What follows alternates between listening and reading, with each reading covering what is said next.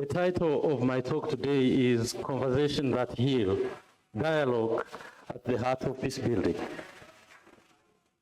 I'm Paul Mugiraneza, and for more than 20 years, I have walked the path of peacebuilding. But this was not the road I had planned to take. My journey began in the aftermath of the 1994 genocide against the Tutsi, when I found myself working in the Ministry of Local Government. The country lay in ruins, not just physically, but in spirit. The hills were still scared by loss, corpses bearing silent witness to unspeakable horrors. Survivors carried deep wounds, many seeking justice, others revenge. A heavy sense of abandonment and injustice filled the air. Everything, trust, community, even the very fabric of society had to be rebuilt from the ground up. At that moment, I felt a call. I could not stand by and history threatening to write its own tragic sequel. I knew that change was not only necessary, it was possible. But it had to start with people, not just policies. So, when the opportunity arose to join an organization that believed in the power of dialogue, one that placed human being, not just elite, at the heart of finding solutions, I did not hesitate. I stepped into this work with hope that through conversations, understanding, and courage, we could begin to heal what was broken. That hope has guided me ever since. Dialogue is the art of truly listening, not to win an argument, but to invite the other person to continue speaking. It is the courage to engage without the need to conquer. The humility to respond with openness rather than rebuttal. It is a true space of dialogue. In a true space of dialogue, no one is a saint, and no one is a demon. We stand as equal, not to judge, but to understand. These words may seem simple, even obvious. Yet, when overlooked, they become the very obstacle that stall meaningful conversations and delay peace. The power of dialogue is not the word spoken, but in the space it creates. A space where walls come down, trust is built, and new possibilities emerge. Let me use one anecdote to give you how, even in desperate situations, dialogue can be meaningful. In 2011, in Rwanda, we embarked on a profound journey, engaging Rwandans from all walks of life in a dialogue to confront the painful history that led to ethnic conflict and ultimately the genocide. We created spaces where survivors and former perpetrators, some of whom had sought forgiveness through the Gacaca process and were released, could come together. Our goal was simple, yet immense: to mend the torn fabric of our society. One of these spaces was in Nyamata, a district where the genocide had been particularly brutal. There, we established a permanent dialogue forum.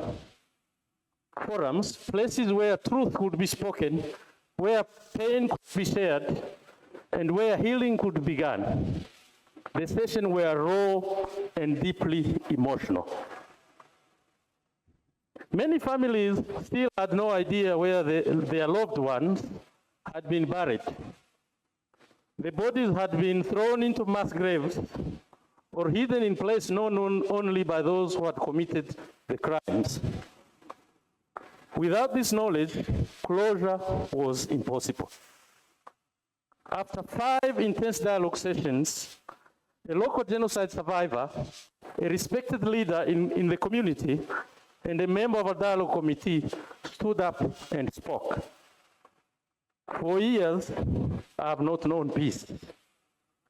I have not been able to sleep. I lost my wife and my 6 children. I searched for them, but I could never find their bodies to bury them with dignity and mourn them properly.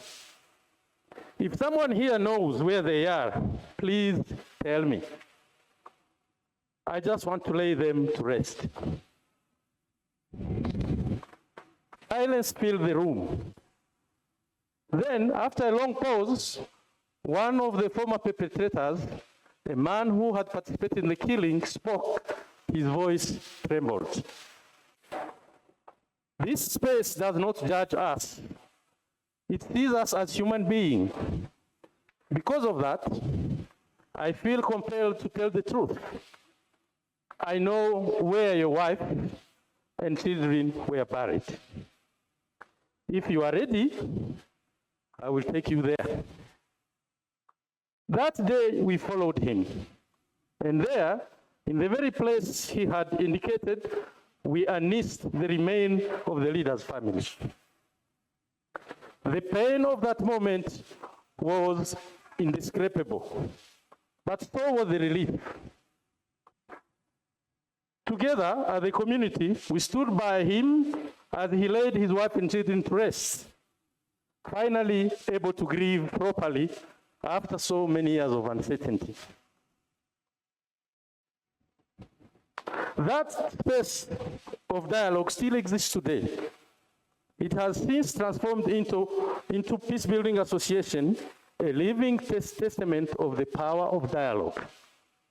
Not as a tool to debate or to win an argument, but a space where humanity is restored, where wounds began to heal, and where even the most unmanageable pain can find a path toward peace. I'm going now to share again to show the power of dialogue an experience from Timor-Leste.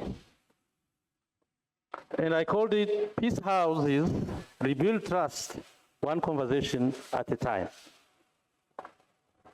In the quiet corners of Timor-Leste, where the wounds of conflict still whisper through the land, something extraordinary has been unfolding. Scattered across communities, peace houses stand not as monument to past pain, but as a sanctuary of hope.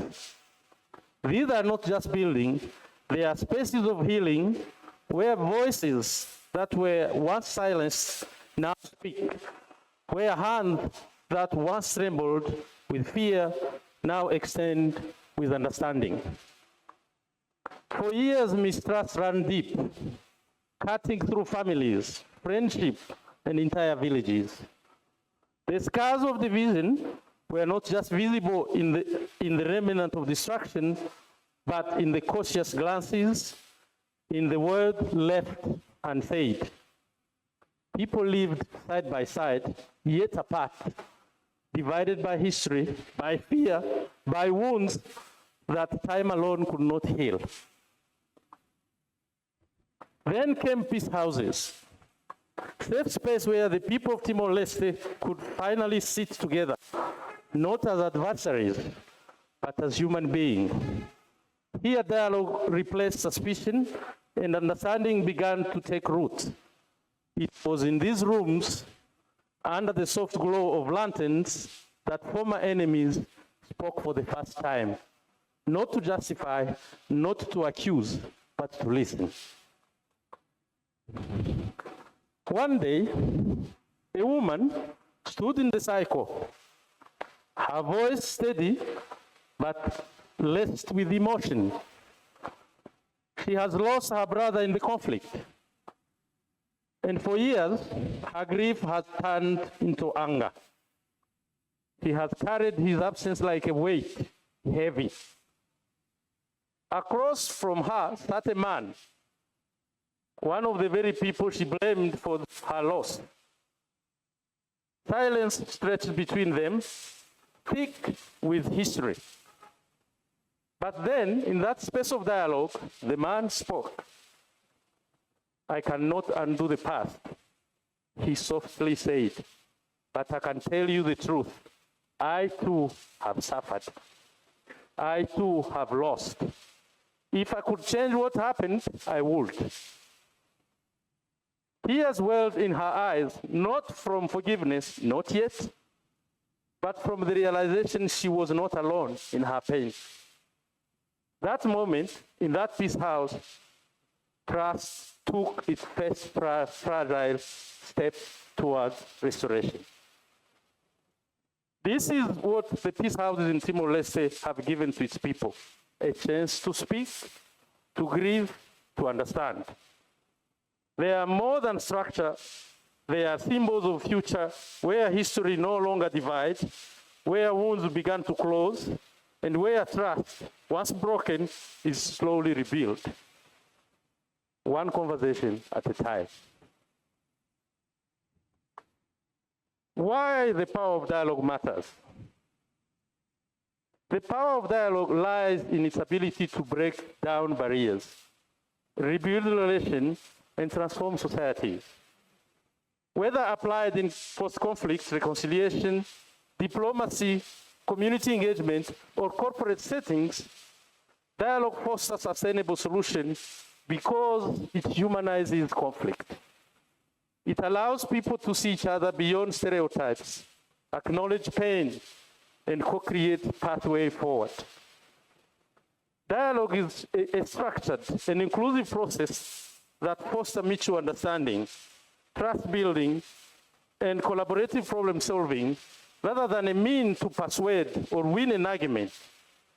In a post-conflict setting like Rwanda and Timor-Leste, dialogue has proven to be a transformative tool, creating safe spaces where survivors and former perpetrators come together to listen, share, and find common ground. Unlike debate, which seeks to prove a point, or negotiation which aim to compromise, dialogue humanizes conflict by allowing people to express their truth without fear or judgment. It is not about avoiding difficult conversations, but rather embracing them in a way that encourages empathy, healing, and shared ownership of solutions. However, dialogue is not a quick fix. It requires patience, commitment, and willingness to engage in an ongoing process of rebuilding relations and reimagining coexistence. The crisis of the world without dialogue and the urgent need to return to its basic. We are living in a time of deep fractures. War raging, community divided, democracy weakened, and trust eroding at every level of society. The world is not just in conflict, it is in crisis, fueled by a dangerous absence of dialogue. Leaders speak, but they do not listen. Communities live side by side, but they do not engage. Opposing sides argue, but they do not seek to understand. The result, polarization, extremism, alienation, and violence. We see it in geopolitics, where conflict escalates because nations refuse to engage in genuine conversation. We see it in our community, where political and social divides deepen because people no longer talk to each other, but only about each other. We see it in our homes, where personal relations suffer because the art of listening with intent to understand, rather than to replay or defend, has been lost. But there is a way forward. Dialogue is not a luxury, it's a necessity. It is not weakness, it is not courage. True dialogue does not mean we will always agree. but it ensures we see each other as human first before we see each other as opponents. It is a foundation for peace, the key to rebuild trust, and the only way we can move beyond the noise of division. If we are to mend our fractured world, we must return to the basics of dialogue: listening, respect, and the willingness to engage even when it is uncomfortable. Not to win, not to impose, but to understand. Because every war, every conflict, every broken society began when the dialogue stops. And every great change begins when it starts again. Dialogue is a powerful tool that an individual can use daily to build trust, misunderstanding, and build bridges in divided society. It requires deep listening, curiosity instead of judgment, and the courage to engage in difficult conversation. The key mindset shift is moving from being right to understanding fast, from fear to courage, from blame to shared responsibility. When practiced intentionally, dialogue transforms relationships, foster peace, and create space for real change. Call for action for everyone, including myself. Every great change starts with a conversation, but not just any conversation. It began with listening deeply, engaging openly, and seeking understanding over division. Change happens when we dare to speak across differences, to ask the hard questions, and to embrace discomfort with the goal of building something better. What conversation will you start today to heal, to connect, and to transform? Here in Addis Ababa, the capital of the African Union, where the Vision Agenda 2063 was born, we are reminded that Africa's future depends on our ability to foster meaningful dialogue, to resolve conflict and build lasting peace. The time for action is now. Let us make dialogue the foundation of Africa's unity, resilience, and progress. I want to leave you with the words of Nelson Mandela, the icon of peace and reconciliation, who reminded us, it is so easy to break down and destroy. The heroes are those who make peace and build. I thank you.